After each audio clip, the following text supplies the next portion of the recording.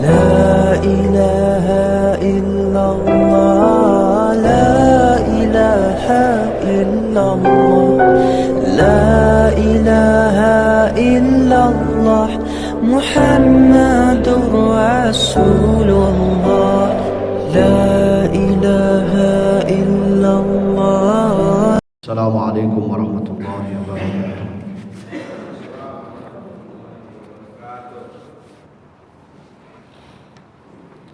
Alhamdulillah Alhamdulillahi Rabbil Alamin wa kafa.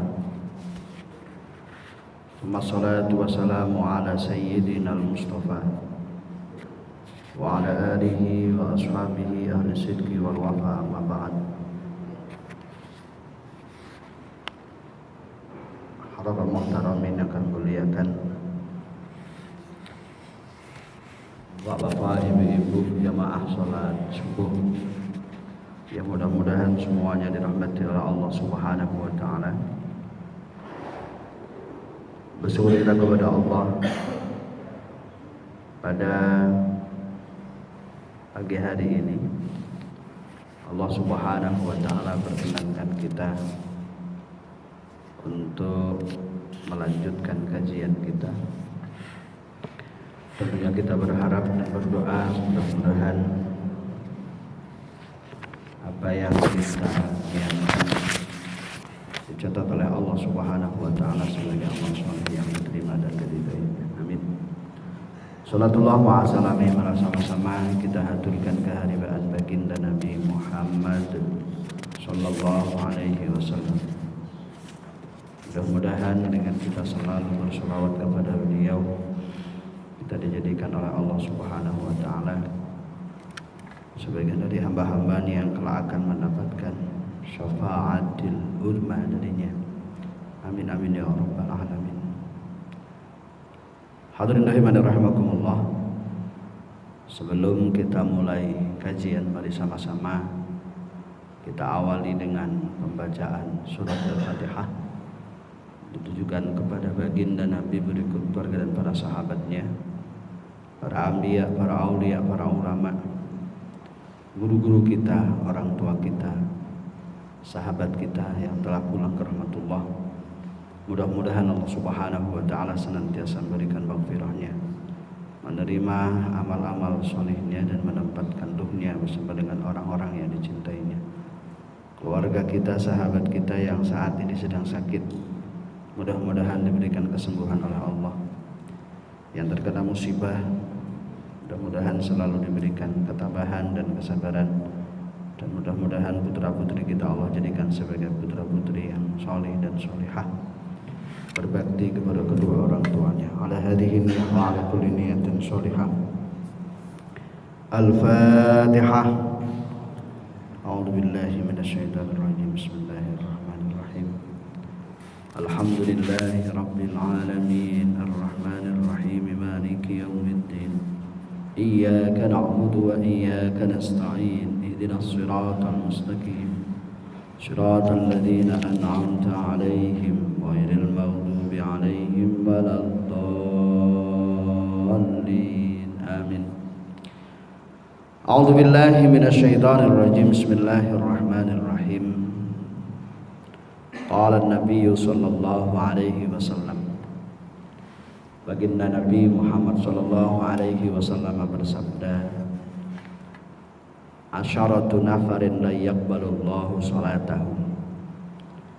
Ada 4 kelompok, ada 10 kelompok di mana Allah Subhanahu wa taala tidak akan menerima salatnya. Semua dari kita kepingin dalam menjalankan ibadah sholat tidak hanya sekedar menggugurkan kewajiban, tapi juga berharap mudah-mudahan sholat kita diterima oleh Allah. Pak Imam kita berdoa, Allahumma taqabbal minna sholatana wa syiyamana wa ruku'ana, dan seterusnya. Ya Allah, terima sholat kami, terima puasa kami, dan seterusnya. Pengen sekali diterima. Cuma ada 10 kelompok yang sholatnya itu tidak diterima oleh Allah. Siapa mereka itu? Yang pertama adalah rajulun shalla wahidan bi ghairi qiraah. Seseorang yang sholat sendiri tanpa membaca surah Al-Fatihah. Kalau kita berjamaah makmum masbuk, Fatihah kita ditanggung oleh imam. Ya, yang wajib baca imam itu orang yang sholat sendirian, atau kalau berjamaah yang makmum muafaq, makmum yang menemukan waktu yang cukup untuk membaca Fatihah bersama imam itu wajib. Tapi kalau enggak wajib. Jadi apa yang kita baca, apa yang dibacakan oleh imam itu sudah mewakili kita. Ya. Kalau dalam mazhab Imam Syafi'i ya dipilah kayak tadi. Makmum masbuk enggak wajib, sempurna enggak wajib. Baru bismillahirrahmanirrahim, imam sudah rukuk Allahu akbar, tinggal ikut aja kita. Ya. Yang kedua, orang yang sholatnya tidak diterima adalah rajulun la yu'addi zakah. Seseorang yang sudah berkewajiban zakat tapi tidak berkenan untuk menunaikannya. Dilihat dari sisi kriteria sudah memenuhi persyaratan, sudah mencapai 1 nisab, sudah 1 tahun, ya. Tapi kepedulian untuk zakat gak ada. Ini berimbas sholatnya tidak diterima oleh Allah. Artinya orang yang dikatakan baik itu tidak hanya cukup baik kepada Allah, tapi juga memiliki kepedulian kepada sesama. Di antaranya adalah zakat. Kewajiban kita tidak hanya sekedar hablum minallah, tapi juga hablum minan nas. Ya. Itu yang kedua. Yang ketiga, rajulun ya'ummu qauman wa hum lahu karihun. Seseorang yang menjadi imam bagi kaum, sementara kaumnya sendiri hatinya itu tidak suka.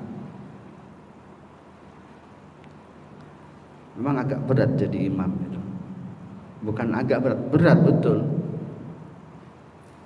Di depan makmumnya, jamaahnya itu harus berupaya untuk menjaga perilaku. Menjaga perilaku. Tidak cuma imam sih sebenarnya, tapi di hadis ini imam memiliki peran yang penting. Andaikan ada imam kok bohong, ketahuan sekali oleh makmumnya, ini nanti ketika dia jadi imam bisa jadi makmumnya dalam hati itu nggak mantep dia. Maka wajar, saking beratnya seseorang jadi imam itu, pahala yang akan Allah berikan kepadanya ya cukup besar. Selain dia sebagai muadzin ya. Karena memang ya tugasnya berat. Jaga sikap itu bukan hal yang mudah. Sempat makmumnya nggak suka dengan dia, wah, nggak diterima sholatnya. Ya sah sih sah, kewajiban sudah gugur. Mudah-mudahan Allah selalu memberikan bimbingan kepada kita, bisa menjaga hati kita, ya, bisa menjaga hati. Yang keempat, rajulun mamlukun abiq, hamba sahaya yang kabur dari tuannya, budak. Ya. Cuma dikatakan budak, lain pula nanti di sini itu. Ini daerah di negeri Melayu bahasa budak itu maksudnya biasa itu anak kecil tidak. Tapi yang dimaksud di sini adalah hamba sahaya. Ya. Abdun, hamba sahaya, amat. Dalam hadis dikatakan idza abaqal abdu lam tuqbal lahu shalah. Ketika seorang hamba sahaya kabur dia, maka sholatnya enggak diterima.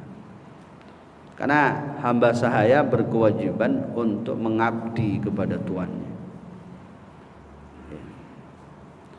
mengabdi kepada Tuhan. Ya, pokoknya mengerjakan apa yang semestinya dikerjakan. Dulu itu ada hamba sahaya, wajahnya itu paling jelek lah pokoknya, sudah hitam, jelek, kecil lah. Cuma dia itu ketika mengangkat tangannya berdoa, dia selalu dikabulkan oleh Allah Subhanahu wa taala. Di suatu daerah itu terjadi kemarau panjang. Ulama-ulama itu sudah berkumpul berdoa. Ketika berdoa sudah berhari-hari itu doanya enggak dikabul-kabulkan. Ada salah satu hamba Allah, kekasih Allah. Ada salah satu kekasih Allah, ulama dia. Dia mendapatkan petunjuk dari Allah. Jika engkau memohon kepada si A untuk berdoa, maka akan kukabulkan doa mereka. Si A ini ternyata adalah hamba sahaya. Hamba sahaya. Hamba sahaya yang dimiliki oleh tuan yang statusnya itu menjadi pemimpin di daerah itu. Nah, ulama itu mencari kriteria hamba sahaya yang disebutkan tadi itu. Cari ketepatan pemimpin itu punya hamba sahaya 100. Pak, Bapak, apa punya hamba sahaya sejumlah ini? Oh iya. Kalau boleh Pak, tolong Pak dikeluarkan. Saya mau beli salah satunya. Keluar mulai pertama sampai ke 99.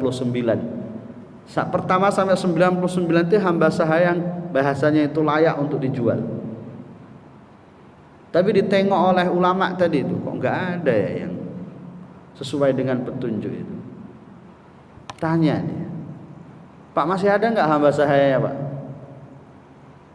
Masih, tinggal 1, tapi dia bisa dikatakan enggak layak untuk dijual. Enggak layak untuk dijual gimana Pak? Dia itu sudah jelek ya. Kerjanya itu kurang cekatan, hitam pula tuh, pokoknya enggak menarik pokoknya. Enggak apa-apa Pak, keluarin aja Pak, coba saya penasaran ini. Saya penasaran. Boleh? Begitu dikeluarin, wah, langsung ulama tadi mengatakan, "Nah, ini dia Pak. Ini Bapak jual berapa ini Pak?" Wah, terserahlah. Pokoknya kalau ini kamu hargai berapa aja terserah, pokoknya terserah. 100 dinar boleh Pak? Oh boleh. Ha, ini 100 dinar Pak. Makasih Pak. Bawa balik di pertengahan jalan ada musola. Surau orang kita. Ketika di surau itu hamba sahaya itu meminta kepada tuannya, "Tuan, mohon izin. Boleh enggak? Saya mau sholat 2 rakaat saja." Ya, lalu kemudian berdoa. "Oh, boleh, enggak apa-apa." Sholat 2 rakaat, ditunggu sama tuannya, dilihat apa sih yang mau dilakukan itu. Sholat 2 rakaat, lalu kemudian hamba sahaya itu mengatakan, Ya Allah, kumohon setelah ini kau kabulkan apa yang menjadi hajat mereka ya Allah. Ya Allah, kau telah buka antara rahasiaku dengan rahasiamu ya Allah. Oleh karena itu cepat saat pertemuanku denganmu ya Allah. Tuannya yang mendengar itu, lain ini doanya ini. Sujud tuh orang. Ketika berdoa itu dia sujud dia. Bablas. Tapi setelah dia meninggal dunia, hujan dengan derasnya. Karena doa yang pertama itu apa tadi? Ya Allah, kau kabulkan apa yang menjadi hajat mereka ya Allah, berikan hujan dengan deras ya Allah. Dan kau telah membuka rahasiaku dengan rahasiamu. Artinya dia adalah merupakan kekasih Allah, tapi dia memiliki ketaatan yang luar biasa kepada sayyidnya, kepada tuannya. Disuruh ngapain aja oke lah pokoknya. Walaupun penghasilannya nggak begitu banyak yang diserahkan, tapi dia jadi orang itu betul-betul tulus dia. Lain halnya dengan orang yang curang kadang. Orang kalau curang, potensi agar doanya itu diterima oleh Allah berat. Itu salah satu hamba sahaya tadi itu. Baik, yang ke 5, orang yang sholat tapi nggak diterima oleh Allah. Rajulun syaribul khamri mudminun. Seseorang yang mabuk karena minum khamr dia. Ya Allah, khamr itu berbahaya. Makanya pesan Nabi, ijtanibul khamra fa innaha ummul khaba'is. Jauhi khamr karena itu merupakan induk dari berbagai perbuatan-perbuatan keji. Ya. Apa kurangnya Barseso? Ulama hebat. Santrinya 60.000 itu bisa terbang dulu. Iblis saja heran, ini santrinya aja begini, gimana kiainya? Ya. Lalu kemudian iblis mencoba untuk menemui Barseso. Tujuan intinya adalah untuk menyesatkan Barseso. Ketemu Barseso, Pak Kiai, saya izin ya, untuk nyantri di sini Pak Kiai. Oh ya boleh, nggak apa-apa, bagus. Apa persyaratannya Pak Kiai? Pokoknya apa yang menjadi ketentuan jalankan itu. Oh iya Pak Kiai. Barseso ini selain ngajar dia rajin ibadah, luar biasa. Tapi ternyata iblis yang menjelma menjadi manusia itu dilihat oleh Barseso, ibadahnya jauh lebih hebat. 3 hari 3 malam tak makan tak minum, asik sholat selain waktu haram pokoknya di masjid itu. Barseso dalam hatinya, mak hebatnya orang, 3 hari 3 malam tak makan, sholat doa. Di lain waktu yang diperbolehkan doa dia. Lahirnya bertanya itu Barseso kepada iblis, ya, Pak, karena dia Barseso nggak tahu kalau itu iblis. Pak, bapak kok bisa hebat ibadahnya itu, gimana itu kiatnya Pak? Kalah saya kayaknya ini. Begini Pak Kiai, saya begini ini dulu karena saya pernah maksiat Pak Kiai. Jadi kalau Pak Kiai kepengen seperti saya kasih ada beberapa kiat kalau Pak Kiai mau. Lah apa itu? Pak Kiai Pak Kiai, kalau bisa zina Pak Kiai. Oh enggak, jangan Pak, dosa besar itu. Saya dosa enggak mau, zina enggak mau Pak Kiai. Ya agak berat lah Pak Kiai, susah kalau enggak seperti saya, kalau enggak mau zina dulu. Cari yang lain aja lah kata Pak Kiai itu, Barseso tadi. Pak Kiai, bunuh orang Pak Kiai. Jangan, nggak mau saya. Ya udah Pak Kiai, agak ringan Pak Kiai sekarang, minum khamr aja Pak Kiai. Minum khamr, mikir barseso. Oh oke lah kalau gitu. Ayo Pak Kiai, saya ajak agak jauh dari pesantrennya. Jauh, masuk ke warung itu ada khamrnya, pelayannya itu cantik.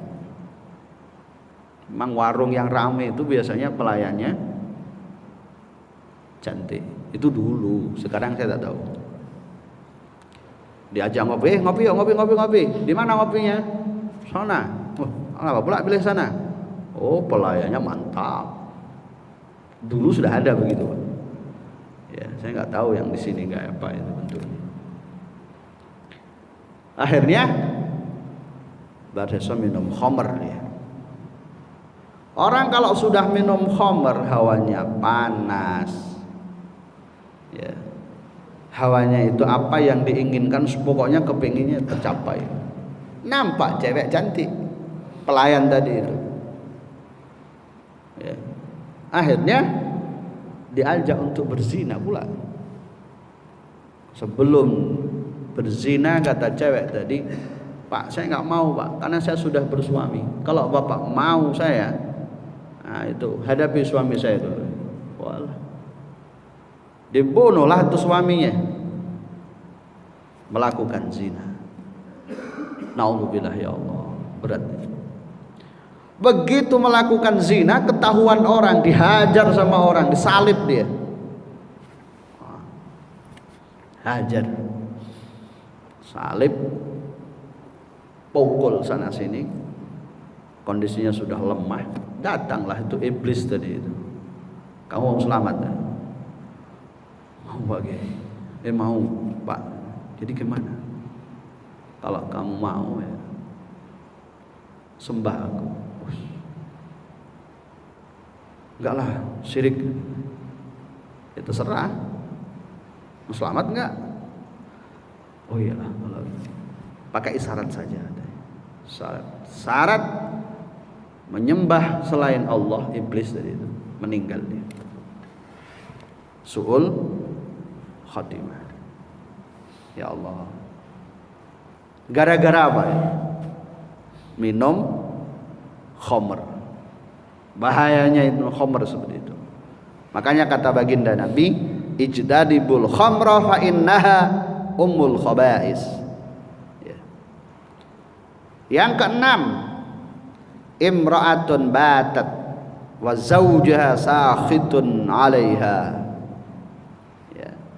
Yang salatnya tidak diterima oleh Allah adalah perempuan yang suaminya itu tidak ridho kepadanya. Kalau kita laki-laki, surga di bawah telapak kaki ibu, itu kita laki-laki Pak. Tapi kalau perempuan, surga bukan di bawah telapak kaki ibu, tapi surga di bawah telapak kaki suami. Dalam mengarungi rumah tangga ya, terkadang apa yang menjadi keinginan suami itu tidak sama dengan apa yang menjadi keinginan keluarga. Yang paling dikhawatirkan itu adalah intervensi berlebihan dari pihak keluarga sehingga membuat keberadaan istri tidak mau taat kepada suami. Maka di antara penyebab rumah tangga itu sakinah, mawaddah, warahmah mudah itu adalah ketika keberadaan seorang istri tidak lagi tinggal bersama orang tuanya. Tapi bukan berarti dilarang, tidak. Karena selama dia masih tinggal di situ itu terkadang bisikan-bisikan itu muncul. Apalagi terkadang keberadaan suami yang kurang beruntung. Dulu sukses dia, namun entah kenapa, atau mungkin karena efek COVID atau entah apa, tak tahulah pokoknya. Ekonominya semakin hari semakin menurun, merosot. Pendapatan merosot. Ya.